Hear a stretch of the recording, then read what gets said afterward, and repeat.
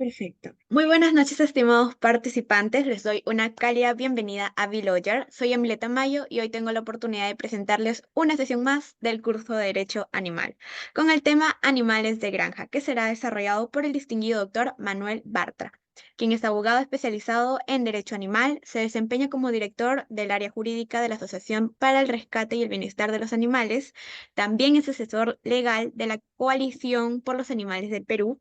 Es vegano y columnista del medio digital La Mula, donde publica sus artículos relacionados al derecho de los animales. Muy bien, estimados participantes que nos acompañan a través del aula virtual, aquí en la plataforma del Zoom y las redes a través de la transmisión en vivo, les recuerdo que pueden realizar sus preguntas durante la sesión, las cuales serán atendidas por el doctor durante el desarrollo de la clase o al finalizar de la misma. Bien, finalmente, estimado doctor, estamos muy honrados por contar con su presencia el día de hoy. Le agradecemos que haya aceptado nuestra invitación. Por otro lado, le cedo el uso de la palabra para que pueda iniciar con su presentación de hoy. Bien, muchísimas gracias. Gracias por la invitación. Es para mí más bien un honor estar con ustedes y sobre todo hablando de esta temática que tanto nos interesa, que nos apasiona, que cada vez despierta más atención. Enhorabuena. Y bueno, vamos directamente con lo que he preparado esta noche para ustedes, que es esta temática de los animales considerados de granja, ¿no? Y ahí está quizás el énfasis en la consideración, en lo subjetivo, como ya vamos a ver más adelante. Las preguntas sí preferiría que sean todas al final, quizás si se pueden ir anotando, apuntando y con todo gusto al final absolver las mismas. Eh, Bien, dicho esto, voy a empezar con la presentación. Bueno, simplemente mencionar que desde ARBA somos una organización peruana sin fines de lucro, fundada en el año 2008, con el objetivo de intentar concientizar a la sociedad, a nuestra sociedad, ¿no? Peruana sobre la necesidad de proteger los animales, ¿no? No humanos, animales en general, y acabar con el maltrato que sufren por parte de nuestra especie. Formamos parte de algunas coaliciones, como COLPA en el Perú, o como la Open Wing Alliance, que reúne a más de 100 organizaciones a nivel mundial, la World Federation for Animals o la AAA, ¿no? Esta es nuestra web. Y bueno, eh, ahora sí, esta es la agenda, que son estos 5 temas que ven en pantalla. Vamos a empezar con los animales de granja, su regulación en el marco legal peruano. Vamos a hablar un poco sobre la industrialización, el caso emblemático de las gallinas, algunos proyectos de ley en curso sobre los animales de granja y conclusiones. Pero ya que estamos hablando de animales y los considerados de granja, me pareció pertinente empezar con las definiciones más básicas, acaso las más comunes del, ¿no? el diccionario de la RAE, que por animal, ¿no? Se define a todo ser orgánico que vive, que siente, que se mueve por impulso propio, ¿no? El sustantivo animal proviene de la raíz latina animalis, que significa animado, viviente, que tiene aliento, ¿no? Un aliento propio. De alguna manera proviene pues de ánima, de alma, ¿no? Así que bueno, a veces nos olvidamos de esto, ¿no? Pero es importante ir a la raíz a veces, ¿no? Granja más bien, bueno, es definida como la finca dedicada a la cría de animales, y obviamente pues se llevan a cabo para el aprovechamiento o beneficio humano a partir del animal que se cría, ¿no? En la granja o se explota, ya sea por su carne, principalmente para, ¿no? Tema de alimentación, o también por lo que produce, ¿no? Sus derivados, huevo, leche, lana, según sea el caso. Eh, Mencionar que nuestra ley marco, la ley 3047 del 2016, incluye en su anexo de definiciones a los animales de granja o también llamados de producción, eh, y las define como las especies domésticas que son especialmente criadas para consumo humano, ¿no? Por tanto, para que un animal sea considerado de granja y entre en esta clasificación, la definición de la ley peruana nos impone 2 requisitos, ¿no? Por un lado, obviamente, que sea una especie domesticada, ¿no? Es decir, que no sea un animal silvestre, ¿no? O salvaje, ¿no? Y en segundo lugar, que sea criado con el fin del consumo humano, ¿no? O sea, no con una intención de animal de compañía, de pronto, sino para este propósito, ¿no? De servir como comida, finalmente, ¿no? Sin embargo, claro, vemos que esta definición, ¿no? Presenta algunos elementos subjetivos, por cuanto la pregunta podría ser quién lo considera apto para el consumo humano, ¿no? y según ¿no? qué contexto cultural. Por ejemplo, en China, en algunos países de Asia, hace poco Corea del Sur, Vietnam, Camboya, allá más bien es costumbre popular que el perro no sea un animal de compañía, sino más bien sea un animal de granja, dado que es, ¿no? normal allá comerlo, ¿no? De hecho, hay una estimación de una organización que se llama, ¿no? Human Society International de que cada año en China se mata más o menos 15 millones de perros, ¿no? Para el consumo humano. Son famosas, por ejemplo, las imágenes de este festival de Yulin en China, ¿no? Que todavía sigue vigente y que cada año pues hacen ahí unas, ¿no?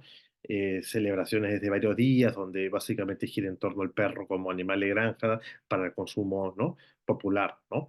Eh, entonces, quizás, ¿no? Ir viendo que esto de lo animal que yo consideraba de granja, ipso facto, es más bien algo relativo, ¿no? Que puede ir variando según cada cultura, ¿no? Eh, de hecho, esa es la intención, ¿no? Entender que hay un elemento subjetivo y quizás arbitrario, ¿no? de la categoría legal de animal de granja, pues en la medida que el consumo sea tradicional en cierto lugar, automáticamente va a ser relegado a esta categoría, ¿no? secundaria, si se quiere, de animales, ¿no? Subanimal, animales entre animales, ¿no? En comparación, claro, a los animales de primer orden, que serían los de compañía, que a pesar que todos son igualmente sintientes, no tienen pues estos animales de granja igual nivel de protección legal, ¿no? Que quienes, por ejemplo, nos acompañan en el hogar, conocidos como mascotas, digamos, ¿no? El bienestar animal parecería pues ahí no aplicar tanto para esos otros animales, ¿no? Por ello pues son los más olvidados. Acá quizás esta ilustración grafica esta especie de doble estándar, esta especie de suerte de los animales que son considerados de compañía, por lo menos ya hemos visto que en Occidente, frente a la realidad que viven esos otros animales que biológicamente tienen la misma capacidad, ¿no? de sentir, de experimentar sensaciones, emociones, ¿no? Pero no obstante, dado que tienen otra categoría, tienen también otra regulación y claramente otro destino, ¿no? Eh, en realidad, ya sean de granja, de compañía, silvestres, es evidente que los animales en general han sido culturalmente pues, relegados y considerados casi como cosas a lo largo de la historia humana, simples posesiones. Nuestra constitución política, por ejemplo, no hace mención alguna a los animales, ¿no? En la región, por ejemplo, Brasil los contempla como sujetos de protección, ¿no? Hay algunos otros países, son como 10, 12 países. Hace poco ha sido Bélgica quien modificó su constitución para incorporarlos, ¿no? Además, otros países que ya en el Código Civil también esto ya está, ¿no? Actualizado, digamos, ¿no? Pero aquí no, nuestra constitución apenas menciona en el artículo 68 la obligación del Estado de conservar la diversidad biológica. Ahí entraría, ¿no? Pero indirectamente, pero no obstante no hay una mención específica, un reconocimiento siquiera a lo animal, y ni en esta del 93, y tampoco en las 11 constituciones anteriores que hemos tenido a la actual, ¿no? El Código Civil sí los menciona, pero en realidad de forma terrible, en el sentido que se les designa casi como otros bienes, ¿no? En el artículo 86, número 9, ¿no? De cajón desastre, digamos, ¿no? Como bienes que justamente son semi eh, obedientes. El artículo 930 establecía que es de quien los coge, ¿no? Como si fueran, pues, trofeos, objetos, ¿no? Premios, y ahí está un poco esa cultura detrás, ¿no? La cultura que explica una legislación también, ¿no? Y mencionaba pues que aunque desde hace 8 años tenemos nuestra ley marco de protección y bienestar animal, la ley 3047, vamos a decir, es una ley joven, tiene 8 años, es como un niño, ¿no? Eh, y por tanto toma que se asimile, toma tiempo. De todas maneras es importante porque modifica el estatus jurídico de los animales como sujetos de protección a reconocerlos como seres sensibles, a todos los animales vertebrados, de hecho, ¿no? A diferencia de legislaciones similares en otros países, ¿no? Estamos en ese sentido vamos a decir, un paso más, ¿no? Incluso incorpora el delito de abandonos y actos de crueldad contra animales en el artículo 106A del Código Penal, fijando una pena de hasta 5 años en caso el animal muere como consecuencia del acto de crueldad o del abandono, ¿no? Y ya hay casos de pena efectiva, ¿no? El año pasado, este tipo que acuchilló múltiples veces a la perrita Dachi, salió en la televisión, como todos recuerdan, y está cumpliendo su pena efectiva, ¿no? Un cumplimiento de esta ley. Eh, no obstante, obviamente, ¿no? Sí es cierto que la regulación de animales de granja, bueno, ¿no? Como es en todas, sigue siendo un tanto vaga, ¿no? Eh, y tampoco hay una autoridad competente encargada exclusivamente del bienestar de ellos, ¿no? Porque aunque se designa el MIDAGRI, el Ministerio de Agricultura, bueno, antes de Agricultura, ahora de Desarrollo y Río Agrario, eh, en realidad ellos también promueven al mismo tiempo el bienestar, o mejor dicho, la productividad, ¿no? Del sector. Entonces hay una suerte pues de conflicto de interés, ¿no? Por un lado, quiero que sean más productivos quienes explotan a los animales y por otro lado, veo su bienestar, es un tanto, ¿no? Eh, de alguna manera eh, bueno, contradictorio, y por eso en otros países se ha resuelto esto designando una autoridad independiente autónoma que vele exclusivamente por el bienestar de los animales, ¿no?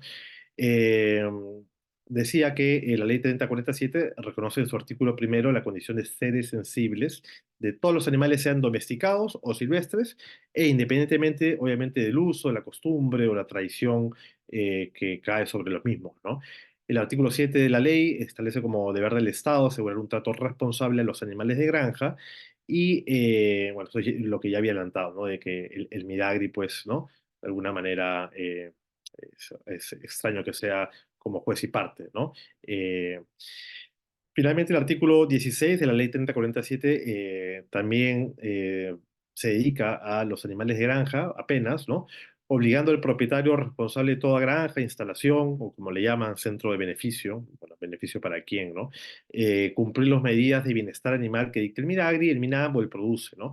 Las que debe basarse, dice la ley, en las buenas prácticas de crianza, transporte y sacrificio, ¿no? Como por ejemplo la muerte instantánea del animal o su inmediata inconsciencia para evitarle pues el sufrimiento, ¿no? Innecesario, dice la ley, ¿cuándo sería necesario? Es también otra pregunta quizás de tipo ético, ¿no? En cualquier caso, el sector, el Miragri, se ha desarrollado algunas prácticas, algunas guías de buenas prácticas, básicamente inspirándose en las famosas 5 libertades de los animales, ¿no? Esto se desarrolló hace por lo menos 50 años en Europa y que básicamente establece que los animales, específicamente, ¿no? Ya los de granja, ¿no? Que son los animales entre los animales, sea cual sea su tipo de crianza, nunca deberían sufrir sed, hambre, ¿no? Por eso deberían estar libres de esto, libres de incomodidades físicas o térmicas, ¿no? Ambientales, libres de dolor, heridas, enfermedad, obviamente que reciban atención médica veterinaria, preventiva, obviamente correctiva, ¿no? Para que no sufran, ¿no? Eh, Incluso no solo un sufrimiento físico, sino también psicológico por la angustia, que sobre todo, por ejemplo, desarrolla la cuarta libertad de expresar el comportamiento propio de la especie, el comportamiento instintivo. Por ejemplo, en un cerdito, una cerdita sería obviamente hurgar, correr, caminar, ¿no? Moverse, lo que se llama la libertad de movimiento, ¿no? Y la quinta, obviamente, ¿no? Que el animal sea libre de temor y angustia. Ahora bien, como saben, la 3047 establece capítulos de prohibiciones específicas para animales según su clasificación. Y en los animales de granja, que es el artículo 23, establece que solamente hay dos únicos supuestos prohibidos, ¿no? Que el sacrificio se lleva a cabo en la vía pública, incluyendo mercados, campos feriales, esto que todavía se sigue haciendo tradicionalmente y que ya está prohibido por la ley 3047 y por tanto podría ser eh, denunciado ante, ¿no? El municipio, ante la municipalidad distrital, ¿no?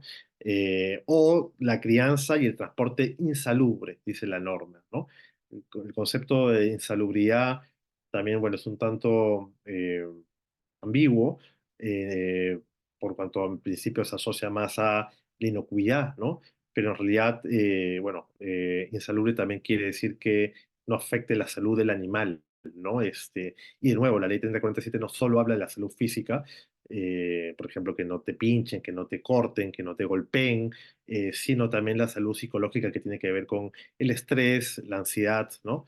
Eh, y bien, además, una cosa interesante es que entre las provisiones generales para animales de todo tipo, se incluye, por ejemplo, que no se puede ¿no?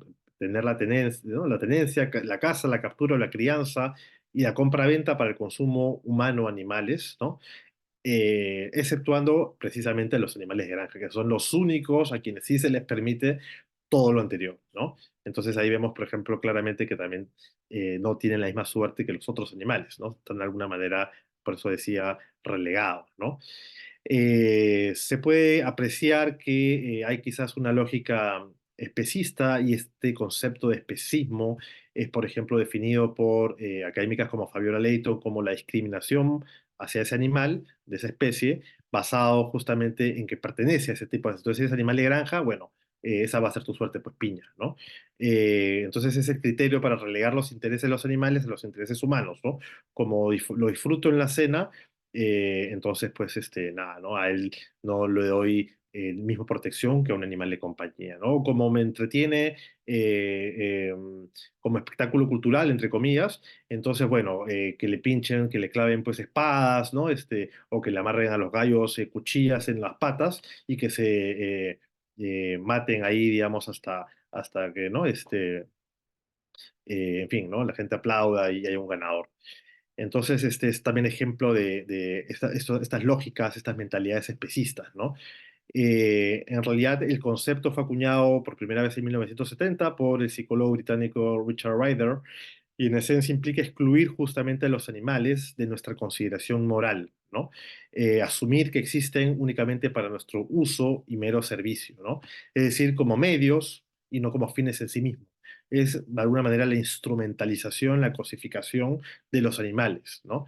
Que de alguna manera permite todas estos dos niveles de crianza, pues, y de tradiciones que hacen tanto daño en nombre de, ¿no? Bueno, en fin, categorías, ¿no? Que adoptamos convenientemente, ¿no? Incluso es interesante que, aunque muchos han superado, por ejemplo, este dogma especista, solamente se ha hecho así frente a los animales de compañía, ¿no? Pero no así frente a los demás animales que no tienen la suerte, el privilegio de recibir ese título de mascotas, ¿no? Por eso se dice que más que animalistas podrían ser mascotistas, porque su interés únicamente pasa por proteger a los perros y gatos, pero se olvidan de el bienestar de todos los otros animales, como si el círculo de compasión se agotara en ellos, ¿no? Esta es otra ilustración que grafica ese doble estándar, quizás, que es interesante porque finalmente la idea es reflexionar, cuestionar, ¿no? Categorías, conceptos, de eso se trata, ¿no? Y sobre todo se empieza de alguna manera a acrecentar el sufrimiento con este fenómeno de la industrialización animal, ¿no? Como saben, la revolución industrial supuso pues el paso de una economía rural basada en la agricultura, comercio, a una economía urbana e industrializada, donde se mecanizan los procesos, se inventan las maquinarias que sustituyen el trabajo manual, por finalmente esta producción a gran escala, intensiva, ¿no? Desde luego, la crianza de los animales también sufre una transformación productiva, se dejan de lado estas tradiciones de granjas, en la chacra, en la comunidad, ¿no? Como uno todavía lo visualiza como si de ahí estuviera la vaquita acampando feliz, ¿no? La gallinita en el gallinero, ¿no? Por auténticas fábricas o edificios, ¿no? Que es la llamada pues ganadería industrial, ¿no? Con esta metodología intensiva, ¿no? Y de alguna manera ellos para lograr esta meta de la eficiencia operativa, como la llaman, o reducir sus costos, afán de lucro finalmente, obviamente suelen apelar al hacinamiento de animales, ¿no? De manera exponencial, para lo cual de hecho se introdujo la jaula, ¿no? Estas jaulas que no son jaulas como la de pronto los animales salvajes en los silvestres en los zoológicos, que también es cuestionable, pero que por lo menos permiten que el animal se mueva, aunque sea de un lado a otro, sino estas son aún peores porque son prácticamente hechas a medida del cuerpo de los animales, ¿no? De hecho, las jaulas a veces los inmovilizan, ¿no? Literalmente. Obviamente esto no lo hacen pues por sadismo, ¿no? Disfrutar, ser crueles, claro que no, pero sí por un tema de lucro, ¿no? A menor área, mayor ganancia, a menor área, menor necesidad de supervisión, menor movimiento, entonces el animal consume menos energía y por tanto menos necesidad de darle o de invertir en pienso, en alimento, ¿no? Y aunque entonces los animales ya estaban cosificados hace siglos, como sabemos, bajo estas técnicas de masificación su calidad de vida se degradó aún más y como nunca antes, ¿no? Y si tienen dudas, pues basta ver las imágenes que a veces hablan más que, ¿no? Eh, mil palabras, cómo son estas instalaciones, que a veces parecen bases militares. Es muy difícil acceder a ellas, pero hay videos incluso en YouTube donde se puede acceder a la realidad dentro de estas instalaciones para ver realmente cómo se produce eso que llega a la mesa, ¿no? Entonces, un caso emblemático aquí es el caso de las gallinas, ¿no? Y en realidad, claro, obviamente las gallinas son explotadas tanto por su carne como sobre todo por su huevo, ¿no? Y decía que es emblemático porque grafica pues esta crueldad, ¿no? De manera eh, cualitativa, ¿no? Sin ningún tipo de comparación, ¿no? ¿A qué me refiero? Que es el animal terrestre más numeroso del planeta, ¿no? Si nos vieran desde el espacio y vieran cuál es el principal animal terrestre que habita este planeta, evidentemente la gallina triplica la población humana. Si somos 7.000 millones de seres humanos, las gallinas son el triple, ¿no? Son más o menos 25.000 millones, ¿no? Más de 3 veces, ¿no? 20 veces más que la población de vacas, 25 más que la población de cerdos. Por eso, con creces, es el animal más explotado y sufriente del planeta, ¿no? Por eso es un tema emblemático. En nuestro país, de hecho, también es el animal terrestre más numeroso, con 29 millones de gallinas ponedoras. De hecho, antes de la pandemia habían más, casi tantos o más gallinas que peruanos, ¿no? Y aunque estos animales han sido domesticados durante miles de años, su esperanza de vida en estado natural es similar a la de un perro, podría vivir hasta 10 años. Sin embargo, desde que se masificó esto las jaulas, ¿no? Y la industrialización y la crianza intensiva, solo se les permite vivir pues año y 8 meses, 2 años, ¿no? Que es cuando de alguna manera pasan su ciclo, su pico de productividad y ya a la industria no les interesa y obviamente las descartan para, ¿no? Utilizar un eufemismo ligero, ¿no? Las gallinas son, obviamente, hay que precisarlo porque no tenemos muchas veces conexión con ellas, no hay mucha empatía como si la hay hacia un perro y un gato, pero son animales vertebrados que tienen un esqueleto, una columna vertebral que de alguna manera dado que tiene un sistema nervioso centralizado, pueden experimentar sensaciones de dolor, ansiedad, miedo, y el sentido opuesto, obviamente, de placer y de bienestar también, ¿no? No son objetos inertes, sino son lo que veíamos al principio, la definición común de animal como un organismo, ¿no? Independiente, una criatura que tiene un impulso propio, ¿no? Y esto hace que además las gallinas sean altamente sensibles, ¿no? Que requieren ciertas condiciones especiales para preservar su bienestar, son muy nerviosas, ¿no? Necesitan obviamente desplazarse, ¿quién no? Contacto entre ellas, ¿no? Obviamente, son animales muy gregarios, un entorno espacioso que les permita pues desarrollar sus patrones de conducta natural e instintivos, como caminar, anidar, perchar, abrir sus alas, ¿no? Extenderlas, ¿no? Cosas muy básicas en realidad, ¿no?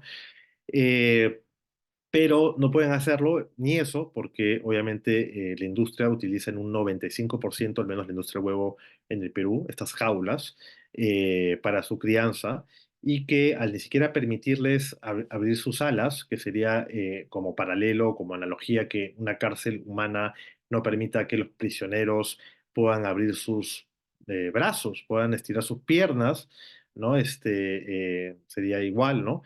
Es claramente un acto de crueldad que afecta el bienestar y la salud de millones de gallinas. Además, también de, más allá del tema del bienestar animal, ser un problema de salud pública bajo el enfoque de una sola salud. Y por dos motivos, tanto por un tema de propagación de enfermedades zoonóticas, como por ejemplo la gripe aviar, ¿no? Que de hecho surgió en este tipo de instalaciones, de concentración, de hacinamiento absoluto, ¿no? Sino también por un tema de resistencia antimicrobiana, ¿no? Porque para que sobrevivan en condiciones tan duras se les inyecta de forma indiscriminada antibióticos, antiparasitarios, químicos, que dejan rastros además en los huevos, en su carne y cuando la gente lo consume, va desarrollando esta resistencia que cuando uno se enferma y va a la farmacia y compra medicina, ya no te hace efecto, ¿no? De hecho, la OMS, ya no una organización de bienestar animal, sino lo que es la OMS o la FAO, Naciones Unidas, preocupadas por esto, conscientes de esta problemática, han desarrollado este enfoque de una sola salud, que de alguna manera vincula y vuelve interdependiente la salud de los animales con la salud humana y la salud del medio ambiente. Todo está conectado, ¿no? Como un enfoque holístico. Y por estos motivos de salud pública y de bienestar animal, es que, por ejemplo, en la Unión Europea en el año 99 se aprobó la directiva, ¿no? 1999-74-EC, que justamente prohíbe este tipo de crianza intensiva en jaulas en batería para todos los países miembros desde el 2012. También, por ejemplo, allá es obligatorio que la industria del huevo incluya en su etiquetado el tipo de crianza que emplea para las gallinas que explotan, ¿no? Entonces, de esa manera, el consumidor que va al supermercado y coge los huevos puede ver si, más allá de quién es el productor o la marca, cómo han sido criadas las gallinas que pusieron esos huevos que se llegan a la mesa, ¿no? Entonces, hay más información para tomar una decisión informada, acorde a las expectativas de cada uno, ¿no? Bueno, en Estados Unidos hay muchos estados cada vez más. Hace poco el estado de California hizo propuesta 12 que fue ratificada por la Corte Suprema de Estados Unidos, ¿no? Ni qué decir de Suiza, que fue el primer país en prohibir estas jaulas en el año 81, antes que yo naciera. Y bueno, nos llevan pues años luz de alguna manera, ¿no? Entonces, esas son gallinas, por ejemplo, en su estado natural, ¿no? Trepadas en los árboles, saltan, voletean, ¿no?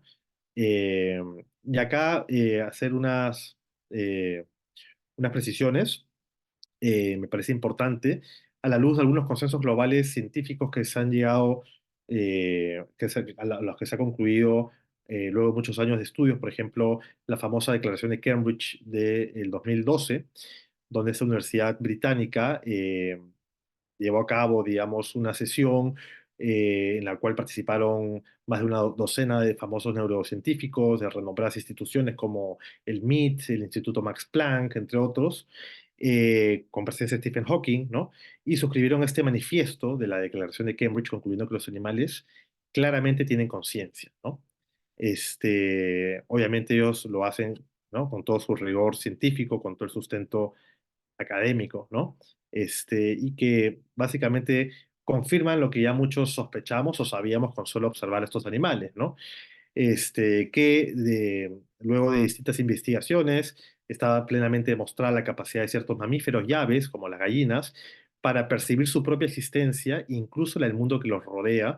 Concluyeron ellos que hay evidencias convergentes que indican que los animales no humanos poseen los sustratos neuroanatómicos, neuroquímicos y neurofisiológicos de los estados de conciencia, junto con la capacidad de mostrar comportamientos intencionales, rompiendo ese mito, derribando ese mito que a muchos nos enseñaron de que los animales solamente respondían por instinto, ¿no? Y esto es falso porque se ha mostrado que sí tienen una intencionalidad y de hecho los que tenemos la suerte de tener un animal de compañía en casa, un perro, un gato, sabemos que claramente estos animales, ¿no? El perro cada uno no solamente actúa por un instinto, obviamente tiene un interés, obviamente tiene un propósito que elige tal o tal actividad o, digamos, preferencia, ¿no?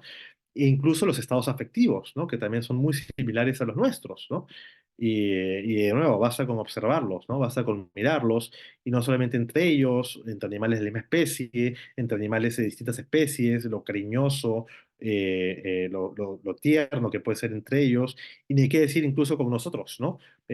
A pesar de todo lo que le hacemos, todo lo, ¿no? Una declaración complementaria que es importante anotarla, es la Declaración de Montreal en Canadá. Esta ya es más actual, hace 2 años, en el 2022, participaron 500 académicos de 40 países distintos, expertos en bioética y filosofía moral, y en esta declaración coincidieron en la necesidad de una transformación fundamental de nuestra relación con los animales, a la vez que condenaron las prácticas que implica tratar a los animales, sobre todo ¿no? los de granja, como objetos o simples mercancías, ¿no? Porque no lo son, no son mercancías, ¿no? Ellos proclamaron que en etología y en neurobiología está bien establecido que los mamíferos, las aves, incluyendo las gallinas, son sintientes, ¿no? Es decir, son conscientes de su sufrimiento, eh, son capaces de sentir placer, dolor, emociones, y no solo las emociones primarias, sino incluso emociones más complejas, como los animales pueden ser celosos, y basta de nuevo, ¿no? Ver a veces en casa si uno tiene más de un animal de compañía, cómo a veces compiten entre ellos por el cariño de uno, cómo se molesta uno si el otro recibe más cariño o viceversa, ¿no? Pueden sentir asco, ¿no? Y en fin, ¿no? Tendrían, por tanto, intereses, ¿no? Que deberíamos por considerar y que, por tanto, si nuestras acciones repercuten en su bienestar, el bienestar de los animales, ya sea para beneficiarlos o perjudicarlos, por tanto, pues tenemos que reparar en nuestra conducta moral y abstenernos de causarles daños innecesarios o explotarlos de esta forma pues tan cruel y violenta, ¿no? Porque finalmente es violencia y es violencia además que hay también estudios, se traslada a finalmente la delincuencia común, ¿no? De hecho hay estudios que estudian el patrón de asesinos, psicópatas, o incluso delitos violentos con personas que maltratan animales, ¿no? En cualquier caso, tras la declaración de Cambridge y la de Montreal, y de hecho hay una reciente en Nueva York de este año, son hitos históricos, pues se trata finalmente de lo que se necesitaba, que era la evidencia, el consenso académico, científico, no de activistas que podrían tildarse pues de interesados de parte, ¿no? O ideologizados o con cierto dogma, ¿no? Pero acá es la ciencia, es la academia. Que reconoce, pues, por fin, como seres conscientes y sintientes, con plena capacidad para experimentar, pues, situaciones positivas o negativas, complacerse y, sobre todo, sufrir, ¿no? Una abogada animalista argentina, Angélica Miotti, mencionaba que si los animales sienten, tienen la posibilidad de experimentar experiencias subjetivas como miedo, alegría, dolor y placer, entonces pueden sufrir. Y si sufren, por definición, por lógica elemental, son víctimas o pueden ser víctimas. Y si son víctimas, necesitan protección, ¿no? Y por tanto, ser sujetos de derecho, ¿no? La alternativa sería, pues, de una apatía e indiferencia tan peligrosa pues como cruel, ¿no? Penúltimo punto de la agenda, mencionarles algunos proyectos de ley que ya existen en el país sobre los animales de granja. El primero se presentó en el año 2021, hace 3 años, y que lo que hacía era lo que se hizo en Suiza hace 42 años, o lo que se hizo en el resto de países europeos desde el 99, que es prohibir esas jaulas en batería, ¿no? Que son las más crueles, obviamente no de la noche a la mañana, sino dando un plazo de transición para que la industria pueda adaptarse en 12 largos años, porque estas jaulas en batería, donde las gallinas viven de por vida ahí, eh, tienen un espacio equivalente a una hoja de papel A4, ¿no? Es como que la gallina viviera permanentemente en un horno microondas, ¿no? Donde además no tiene contacto nunca jamás con la naturaleza, con el sol, con la tierra, ¿no? Con el viento, no puede desarrollar ningún comportamiento instintivo. Y bueno, por estas consideraciones, así como de salud pública, porque además es también sucio, porque en ese mismo habitáculo miserable donde viven, no solo ponen el huevo, sino ahí también defecan, ahí comen, de hecho ahí también se enloquecen, se canibalizan, se picotean entre ellas. Por eso el método estándar de la industria de cortar es el pico, ¿no? Porque como están tan estresadas, se picotean, desesperadas. Entonces, en lugar de darles más espacio, simplemente les cortan el pico para que sigan haciéndolo, pero sin mayor letalidad, ¿no? Y bueno, después de un año de análisis en la Comisión Agraria, se archivó pues este proyecto bajo la excusa que no había pues convicción sobre el sufrimiento, ¿no? Eh, Otro proyecto de ley, un segundo proyecto de ley es el de las cerditas que se presentó en marzo del año pasado para prohibir las denominadas jaulas de gestación para cerdas, ¿no? También concediendo un plazo de 5 años, que después se triplicó a 15, pero ni aún así fue aprobado. La Comisión Agraria del Congreso también lo archivó dado que dijo que iba a ser muy caro para la industria, que en 15 años amplíen sus jaulas o modifiquen, utilicen, no sé, corrales, ¿no? Galpones o otro tipo de crianza, ¿no?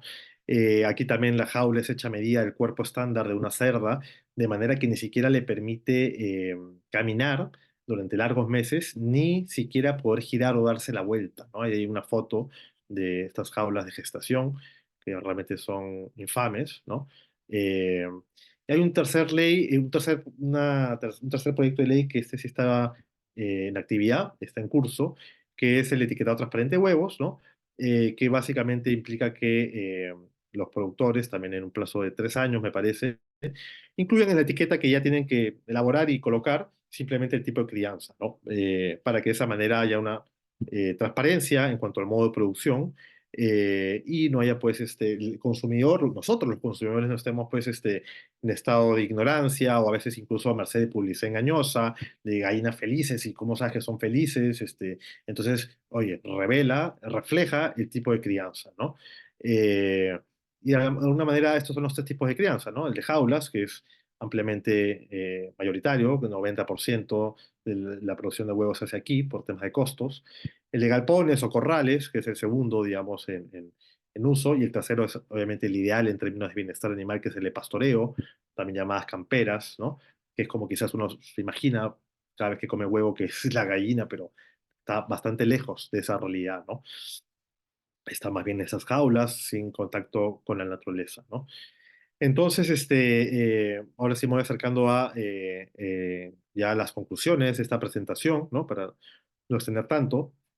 Y la primera conclusión que quería compartir con ustedes es que, bueno, como ya se ha demostrado a nivel científico, fuera de toda duda razonable, no existe diferencia biológica entre un animal de compañía y uno de granja, ¿no? Vamos a decir, un gatito siente igual que una cerdita, ¿no? O no lo sé, un perro no es, digamos, biológicamente muy distinto a un ternerito, ¿no? Ambos tienen la misma capacidad para experimentar sensaciones, emociones y sentimientos, ¿no? No obstante, hemos visto pues que se diferencian por una clasificación legal, que en realidad obviamente es cultural, ¿no? Varía en cada país. Ya vimos el ejemplo de cuáles son los animales de compañía cuáles son, perdón, los animales de granja en China o en algunos países del sudeste asiático, ¿no? Y por tanto es importante quizás eso, empezar a verlos de otra manera y entender que también deberían merecer una regulación que proteja el tipo de crianza en la que viven estos animales, porque el vacío legal es lo que permite en buena parte que la industria ganadera siga explotándolos bajo esos estándares de sufrimiento que poca gente lo sabe. De hecho, hemos hecho encuestas en Ipsos Apoyo desde ARBA y más del 80% ignora, no sabe, ¿no? Y no sabe porque nunca se les informó, porque obviamente la industria ha sido muy sigilosa en sus procedimientos y no les conviene que se sepa esto, ¿no? La crueldad que está detrás de la producción, ¿no? Asignarlos obviamente en estas jaulas que los inmovilizan permanentemente es quizás pues la práctica común, porque además es el estándar, no es la excepción, es la regla general, que mayor frustración y daño ocasiona a los animales en todo el planeta, ¿no? Tanto cuantitativamente como cualitativamente, como calidad de vida, ¿no? Urge, por tanto, pues cubrir estos vacíos legales con normas que, al igual que muchos otros países, por ejemplo, vayan prohibiendo, proscribiendo estas jaulas, ¿no?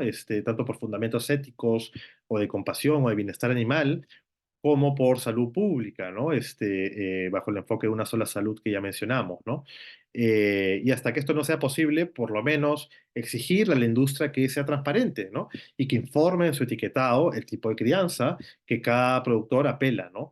Y de esa manera que entre ellos se distingan, ¿no? Y, por ejemplo, la señora que sí se esfuerza por darle calidad y bienestar a una gallinita, que eso se sepa y pueda también tener un valor agregado y un reconocimiento por parte de los consumidores que sí les importa eso, ¿no? Entonces también de alguna manera es por competencia desleal, por leal competencia y por protección al consumidor, ¿no? Pues, todos finalmente ganamos con transparencia, ¿no?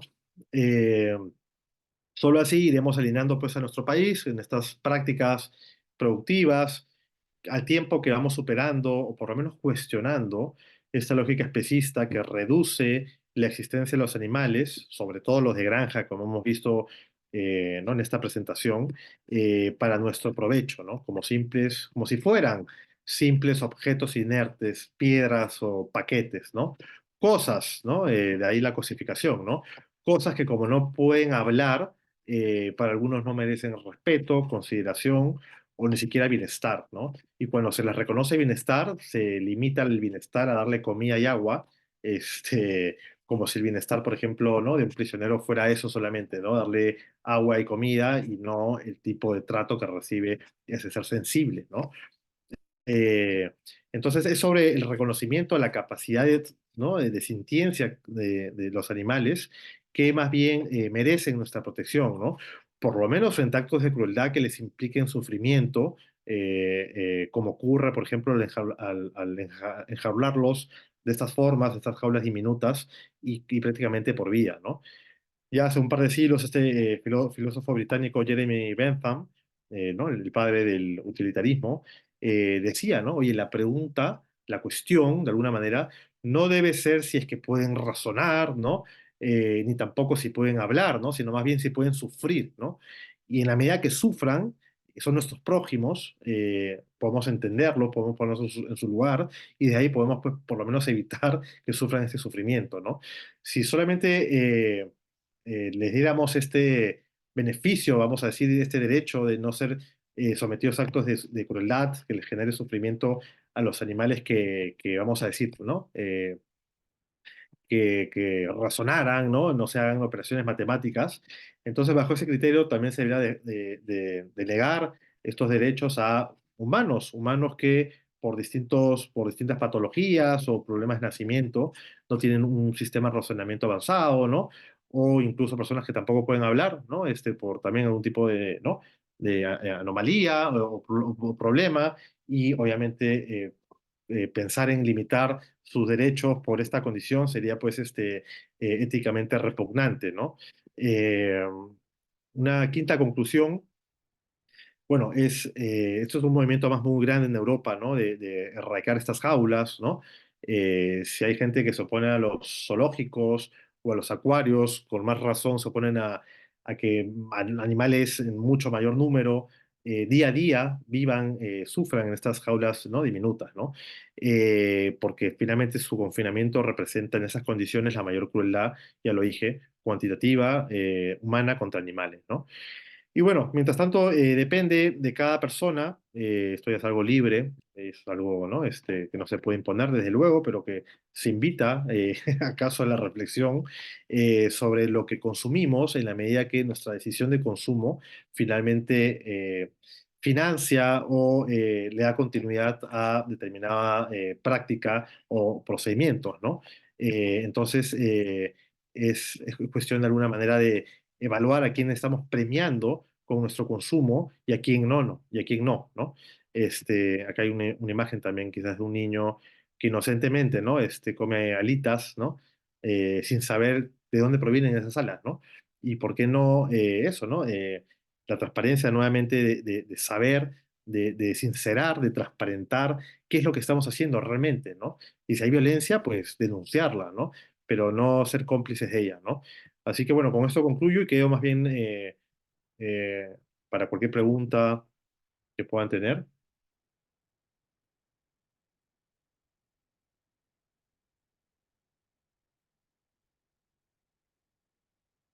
Nos quedan 4 minutos en realidad, me parece, ¿no? Para preguntas. Creo que Giovanni Malpica ha levantado la mano. Por favor, Giovanni, te escuchamos. No sé si está. Doctor, ¿qué tal? Muy buenas noches y le agradezco por la magnífica clase que ha dado. Sé que usted también es vegano y bueno, mi pregunta es la siguiente. ¿Qué pasaría, doctor, si yo tengo un cerdo como animal de compañía y bueno, este automáticamente adquiere su protección jurídica como tal debido a que la ley 3047 no brinda una clara respuesta en relación a qué animal exactamente se denomina de compañía? Gracias, doctor. No, no, muchas gracias a ti por la intervención, por la pregunta. Es una pregunta muy interesante porque efectivamente, pues, ¿no? La realidad trasciende el derecho, ¿no? Y hay esos casos, ¿no? Donde más allá de la cultura dominante, animales que en teoría se les considera de granja, como por ejemplo podría ser un cerdito, en determinada familia, por una persona que tiene, ¿no? Obviamente empatía o afecto finalmente, ¿no? le da el tratamiento de un animal de compañía, ¿no? Y ahí obviamente adquiere esta condición de animal de compañía y por tanto se le aplican, por ejemplo, los deberes de tenencia responsable de la ley 3047, ¿no? Que están reservados solamente para los animales de compañía en el artículo 5.3, ¿no? Entonces, hay casos así, de hecho, por ejemplo, el famoso gallo Claudio, ¿no? Que era una señora que adoptó básicamente, pues, como miembro de la familia un gallo y se quejaron los vecinos, creo que por el ruido. Claro, no se quejaban del ruido de pronto de la fiesta, del fin de semana, del otro vecino, pero sí del canto del gallo, ¿no? Y la municipalidad fue y le dijo, oye, no, esto no es un animal de compañía, es un animal de granja, es un gallo, así que sáquelo, ¿no? Y finalmente, a pesar de que le pusieron multas, esto se impugnó y finalmente ganó la señora, ¿no? Porque se pudo demostrar que el animal, ¿no? Era un animal de compañía, ¿no?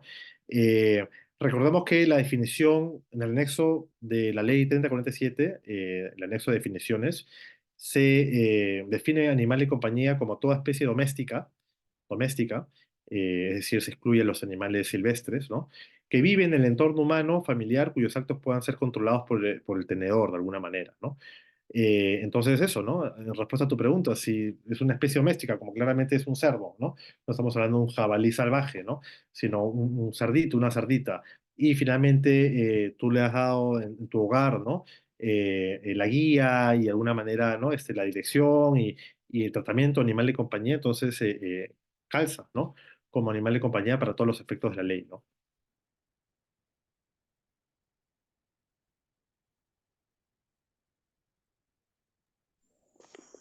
Buenas noches, doctor. Sí, buenas noches. Adelante, por favor. Una excelente charla, doctor. Muchas A mí me gracias. algo, doctor. ¿No le parece que hay una contradicción cuando nosotros decimos que amamos, defendemos y protegemos a los animales y estamos diciendo que son seres sintientes y a las gallinas, a los cerditos, forman parte de nuestra mesa casi a diario? En todo caso, tendríamos que decir nosotros somos defensores y amamos a los animales, pero a los animales que tenemos en casa. O sea, no estamos dándole lugar a todos los animales, doctor, porque todos los animales tienen los mismos derechos según su exposición.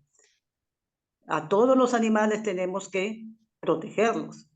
Pero lo que pasa, doctor, es que no es así. Nuestra sociedad no acepta eso, doctor. Lamentablemente, ese proyecto de las gallinas ponedoras ha sido una lástima que haya pasado al archivo. Era muy interesante, porque aquí lo que se está luchando es contra el maltrato que sufren las gallinas en esas jaulas tan estrechas que tienen el tamaño de una hoja A4, ¿no? Y cuando yo viajo por el Perú, doctor, veo camiones que van en pleno verano, hacinados, jaula sobre jaula, doctor, y sin siquiera ponerles un toldo. Es una cosa, pero que me estremece el corazón, ¿no? Y preocupa, doctor, porque no vemos un cambio, no vemos en nuestros legisladores que por lo menos consideren a estos proyectos para su discusión y su debate. Qué pena, doctor, pero lo que usted ha expuesto es una realidad y un poco triste, doctor, porque no vemos un futuro cercano para que estos seres que nosotros lo consideramos animales de granja cambien su futuro, doctor. Esa es mi opinión, doctor. Sí, no, totalmente de acuerdo. Muchas gracias, doctora Lili Serna, por su reflexión. Además, yo la comparto. Sí, claramente, bueno, obvio, sí me parece que hay una contradicción, una casi, se llama, creo que los psicólogos le dicen disonancia cognitiva, ¿no? Que es cuando prefiero como que, como una amnesia selectiva hacia el animal que tengo en casa, porque obviamente, pues, no me acompaña, pero al resto sí de alguna manera, pues, casi me tapo los ojos y de ahí el corazón, ¿no? Yo creo que igual es un proceso, o sea, que se va adquiriendo conciencia, que se va desarrollando. Creo que la mayoría empezamos como mascotistas, porque son los animales que tenemos en casa, viviendo con nosotros, en familia, y poco a poco eso se va extendiendo y casi que el círculo de compasión se va, digamos, amplificando, ¿no? Incluyendo a otros animales que sufren, como también sufrirían nuestros perros. Yo, por ejemplo, obviamente hace poco tiempo ¿no? Opté por excluirlos de mi plato, pero antes pues también de alguna manera estaba imbuido en esta tradición, en esa cultura.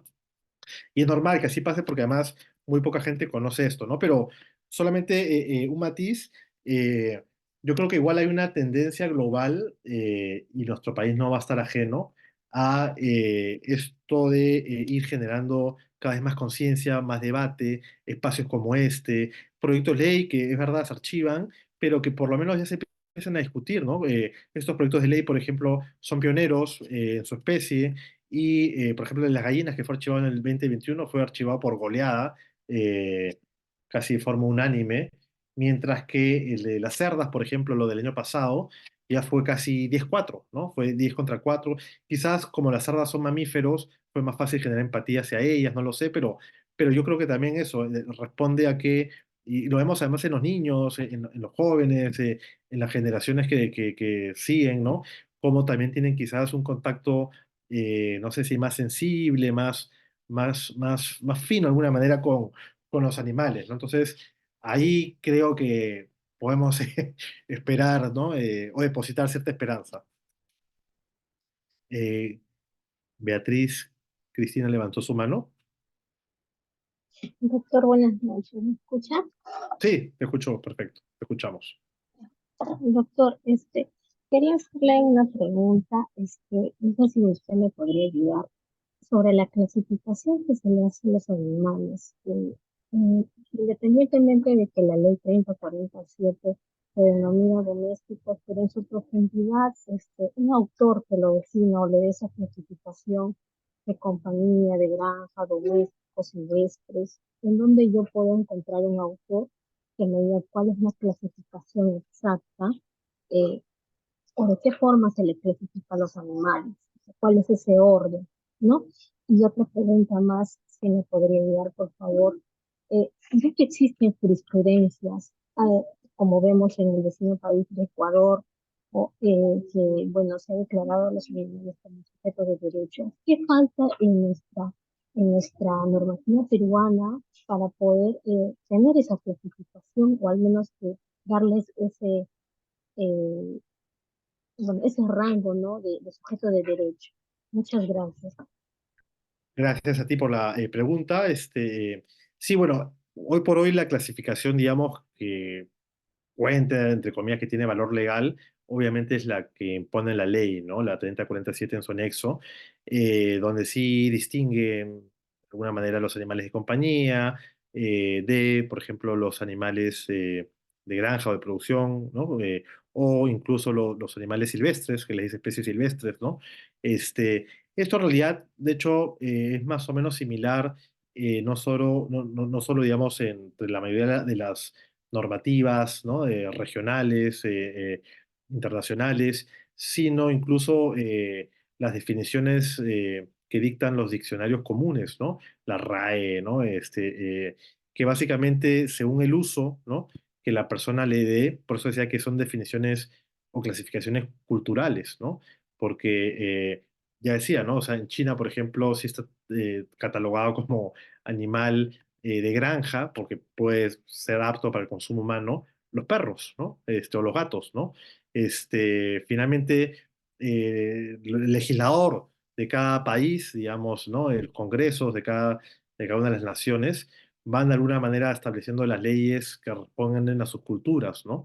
Igual, obviamente, hay una serie de autores que, bueno, en realidad son los que cuestionan esto, que son obviamente los, eh, los llamados animalistas, ¿no? Desde Peter Singer, que es quizás pues el pionero con su, ¿no? libro Liberación Animal, como muchos otros en realidad que le han seguido la posta y que cada vez son más, felizmente, ¿no? Y se va enriqueciendo el debate, pero yo creo bueno, nada, en todo caso, voy a dejar mi correo ahorita por el chat para que me puedas escribir y si quieres te puedo pasar ahí más referencias y datos, ¿no? Fuentes. Voy a ponerlo aquí en el chat.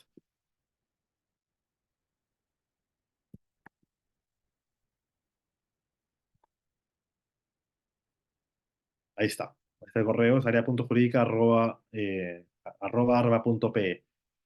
Y nada, con gusto te puedo mandar ahí vamos a hacer un poquito de literatura.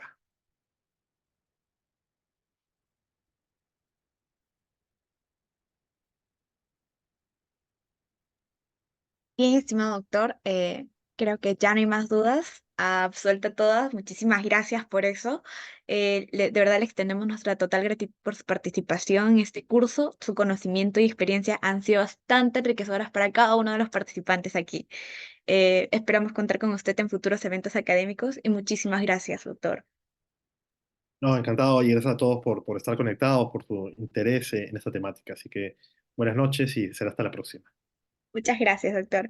Bien, estimados participantes, con ello hemos culminado las sesiones que se tenían programadas para el día de hoy. Gracias por su atención y hasta luego.